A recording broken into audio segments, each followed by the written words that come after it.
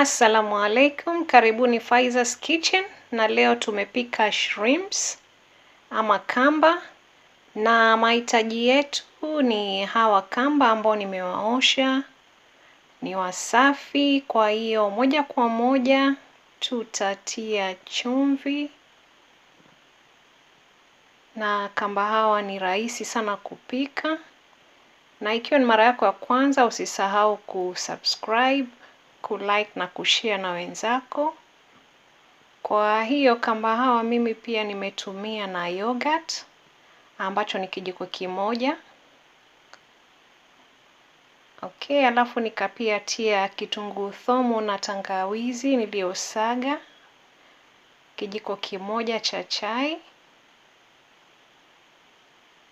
Alafu nikatia pia na paprika kijiko kimoja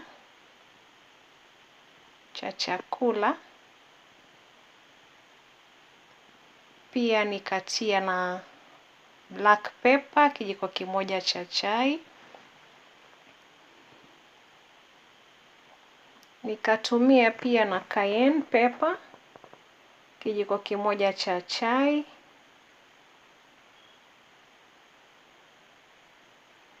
Na nikakamulia na limau kuipatia ladha zaidi. Okay, na kamba ni kitoweo kitamu sana. Naweza kula na chochote kile. Mimi nimepika wakavu hawa. Kwa hivyo tachanganya mchanganyiko wetu vizuri, na pia nitatia mafuta ya olive ambao ni ya zaitun. Nimetia vijiko viwili. Kwa hivyo tachanganya mchanganyiko wetu vizuri kama unavyoona.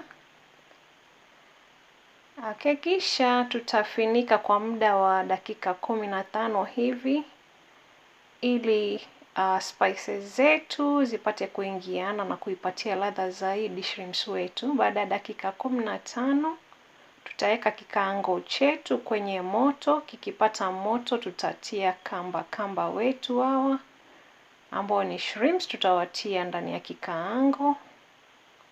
Na mimi kama unavyoona sikutia mafuta kwa sababu nilikuwa nishatia mafuta pale vijiko viwili.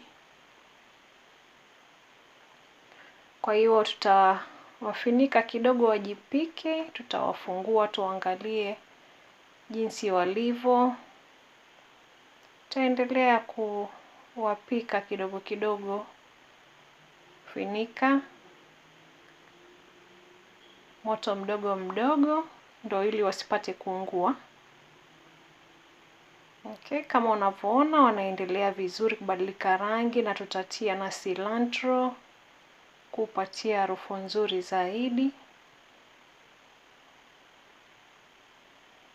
Okay, na kama unavyoona wanaendelea kuiva na kubadilika rangi, na mimi pia nimetumia kipande cha bata ili kupatia ladha zaidi tamu ajabu.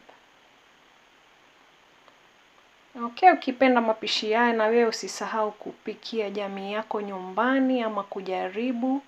Na shrimps wetu kama unavyoona wako tayari na wana rangi ya kupendeza na wanavutia sana. Asanteni sana kwa kutizama video yangu. Usisahau kushare, kulike na kusubscribe.